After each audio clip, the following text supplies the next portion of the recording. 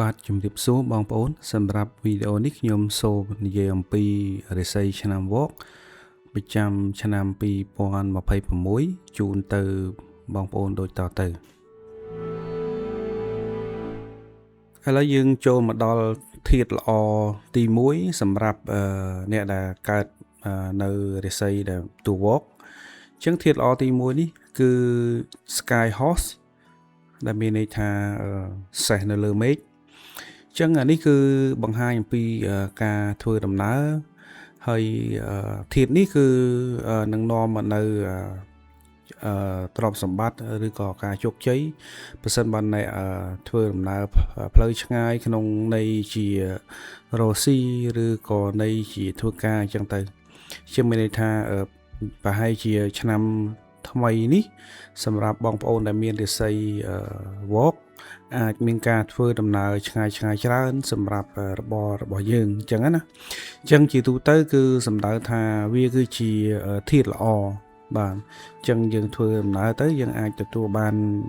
ផ្លែផ្កាអំពីមុខជំនួញហើយនឹងឬក៏បើយើងធ្វើការគេមានន័យថាយើងមានបេសកកម្មទៅកន្លែងណាមួយដើម្បីឲ្យយើងទទួលបានផលលាភផងដែរនេះជូនចំពោះបងប្អូនដែលគាត់ចង់មើលរិស័យខ្លួនឯងផ្ទាល់អញ្ចឹងបងប្អូនអាចចូលទៅកាន់ website ឈ្មោះថា pachicode.com នេះបានបងប្អូនអាចប្រើបានទាំងលើទូរស័ព្ទ smartphone tablet ឬក៏ computer អីក៏ដោយឲ្យតែមានអ៊ីនធឺណិតប្រើបានហើយអញ្ចឹងចូលទៅអាចមើលរិស័យខ្លួនឯងបានហើយរួមនឹងមួយទៀតគឺមាន app ផង app ដែលសម្រាប់ទូរស័ព្ទដៃ Android ចឹងយើងអាច download app បានហើយមើលទៅគឺឃើញលទ្ធផលដូចគ្នាទេអត់បញ្ហាទេណាដូចគ្នាចឹងមួយណាក៏បានដែរហើយសម្រាប់អ្នកអត់ចេះប្រើទាំង check website ទាំងប្រើ app ចឹងបងប្អូនអាច comment នៅថ្ងៃខែឆ្នាំនិងម៉ោងកើតរបស់បងប្អូនជាលេខទៅហើយបន្ទាប់មកខ្ញុំមានពេលខ្ញុំចូល check មើលខ្ញុំ reply ទៅវិញនៅរិស័យរបស់បងប្អូនជូនសម្រាប់ធាតុល្អមួយទៀតគឺជា Intelligent Star Intelligent Star នេះគឺបង្ហាញថា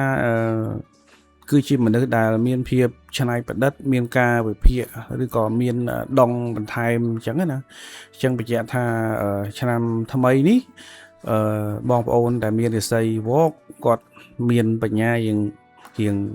ឃ្លាវខ្លាជាងមុនរៀងមានការច្នៃប្រឌិតជាងមុនអញ្ចឹងទៅអញ្ចឹងបងប្អូនអាចគិតឃើញជួនកាលបើជាអ្នកធ្វើរស់ស៊ី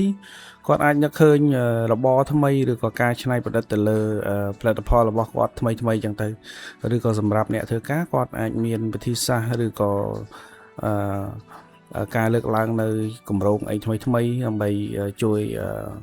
បង្កើននៅសមត្ថភាពការងាររបស់គាត់ចឹងទៅអាហ្នឹងគឺសំដៅទៅលើ Intelligent Star សម្រាប់ធាតុល្អអស់ហើយអញ្ចឹងយើងចូលដល់ធាតុមិនល្អវិញគឺធាតុមិនល្អទី1នេះគឺនិយាយអំពី separating edge អញ្ចឹង separating edge នេះបង្ហាញអំពីការជាប់គាំងទៅក្នុងចំនួនឬក៏អាចថាការប្តឹងផ្តល់ផ្លូវច្បាប់ណាមួយដែលអាចកើតឡើងដោយសារតែខ្វះការទំនាក់ទំនងឬក៏អាចថាយើងនឹងជួបឧបសគ្គឬក៏ការជាប់គាំងឬក៏ការរារាំងនៅក្នុងការងាររបស់បងប្អូនផងដែរអញ្ចឹងកន្លែងហ្នឹងយើងត្រូវដោះស្រាយតាម Intelligent Star មានធាតុល្អទី1យើងមានន័យថាយើងមានការច្នៃប្រឌិតខ្ពស់ឬក៏មានគំនិតអីមួយដើម្បីដោះស្រាយទៅលើរឿងហ្នឹងអញ្ចឹងដើម្បីដោះស្រាយបានយើងត្រូវប្រើ Intelligent Star ដើម្បីជួយទប់អញ្ចឹងណាចំណែកឯធាតុមិនល្អមួយទៀតគឺ solitary អញ្ចឹង solitary នេះបបកប្រហែលជាខ្មែរមានន័យថាឯកោឯកាអីចឹងទៅហើយអាហ្នឹងបង្ហាញថាគាត់ចូលចិត្តធ្វើឲ្យខ្លួនឯងនៅឆ្ងាយពីគេមានថាអត់ចង់រវល់ពីគេអញ្ចឹងណាអញ្ចឹងវារួមផ្សំជាមួយនឹង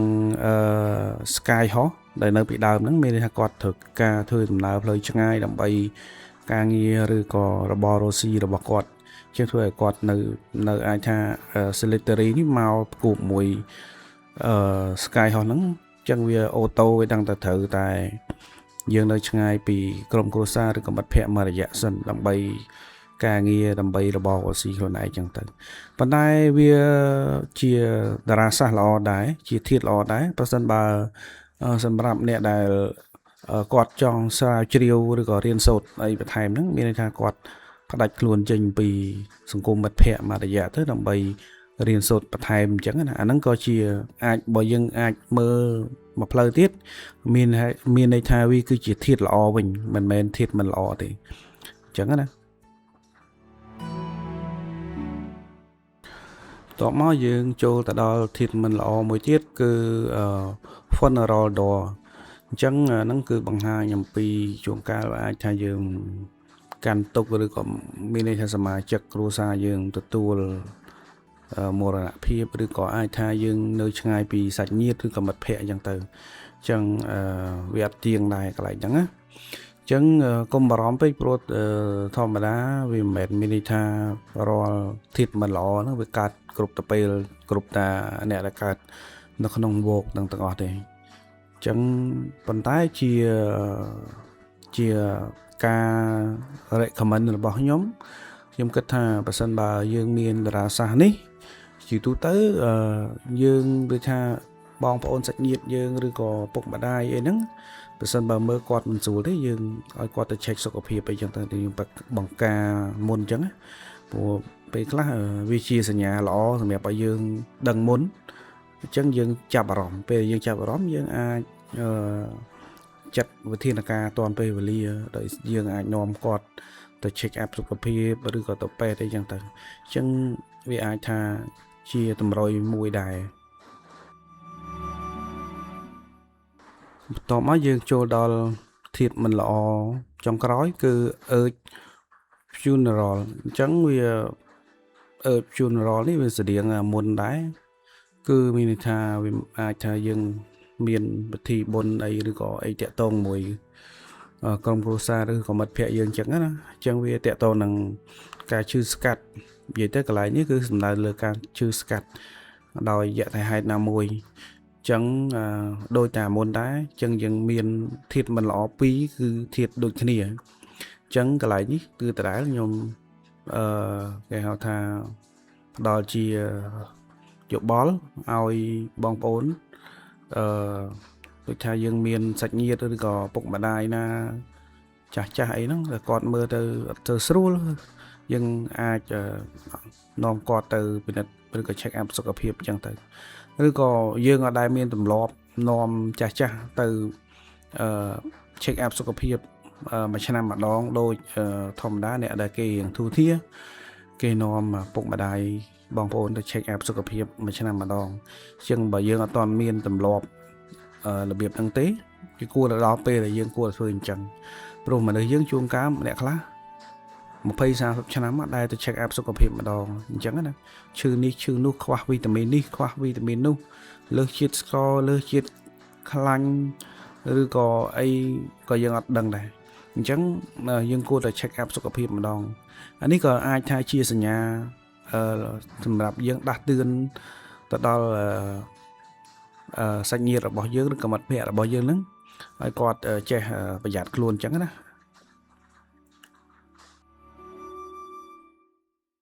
អញ្ចឹងសម្រាប់តារាសាស្ត្រល្អមិនល្អឬក៏ហៅថាធាតុល្អមិនល្អហ្នឹងគឺអស់ហើយអញ្ចឹងយើងបកស្រាយវិញថាតើធាតុល្អមិនល្អហ្នឹងវាកើតរបៀបម៉េចសម្រាប់យើងអញ្ចឹងបើសិនជាបងប្អូនមើលរាសីទៅបងប្អូនមានតួវោកនៅក្នុងតួម៉ោងតួថ្ងៃតួខែនិងតួឆ្នាំគឺអត្តន័យផ្សេងគ្នាអញ្ចឹងកន្លែងនេះខ្ញុំចង់បញ្យល់ថាឧទាហរណ៍ថាបើសិនបងប្អូនមានវោកនៅក្នុងតួម៉ោងគឺតួម៉ោងនេះគឺសំដៅទៅលើរបររស់ស៊ីរបស់យើងឬក៏សំដៅទៅលើសតិបញ្ញាឬក៏គំនិតរបស់យើងបើសិនបើយើងមានកូនគឺសំដៅទៅលើកូនរបស់យើងឬក៏យើងជាគេហៅថាជាតកែក្រុមហ៊ុនអីចឹងគឺសំដៅទៅលើបុគ្គលិករបស់យើងឬក៏ថាយើងជាអ្នកដឹកនាំ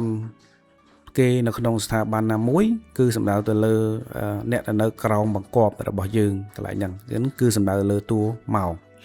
សម្រាប់តួថ្ងៃគឺសំដៅទៅលើប្តីប្រពន្ធរបស់យើងឬក៏សង្សារឬក៏ដៃគូរបស់យើងដែលយើងរួមរស់ជាមួយគ្នាបានចាប់ពី6ខែឡើងអាហ្នឹងគេចាត់ទុកដូចគ្នាឬក៏មួយទៀតអាចសំដៅទៅលើខ្លួនឯងយើងផ្ទាល់ហើយសម្រាប់តួខែគឺសំដៅទៅលើកន្លែងការងាររបស់យើងសំដៅទៅលើឪពុកម្ដាយរបស់យើងឬក៏សំដៅទៅលើសាច់ញាតិរបស់យើងសម្រាប់តួឆ្នាំគឺសំដៅទៅលើជីដូនជីតារបស់យើងសំដៅទៅលើមិត្តភ័ក្តិរបស់យើងសំដៅទៅលើសង្គមរបស់យើងមិនថាសង្គមនៅខាងក្រៅឬក៏សង្គមនៅក្នុង TikTok YouTube Facebook អីទេគឺមានន័យថាតាក់ទងនឹង social media ហ្នឹងក៏តាក់ទងដែរហើយមួយទៀតសំដៅទៅលើតកែរបស់យើងបើសិនបើយើងជាអ្នកធ្វើការតកែឬក៏ CEO ហ្នឹង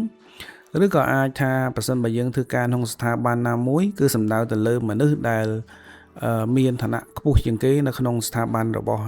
បងប្អូនដែលកំពុងតែធ្វើការនឹងឯងបាទហ្នឹងគឺគេបែងចែកអញ្ចឹងណាអញ្ចឹងយើងប្រៀបធៀបទៅថាធាតុល្អមិនល្អដែលខ្ញុំបានបញ្យល់ពីមុនហ្នឹងគឺវានឹងប៉ះពាល់ទៅដល់អ្វីចំពោះបងប្អូនណាទៅតាមធាតុទៅតាមម៉ោងថ្ងៃខែនិងឆ្នាំបាទសម្រាប់វីដេអូនេះគឺមានតែប៉ុណ្្នឹងឯងបាទសូមអរគុណ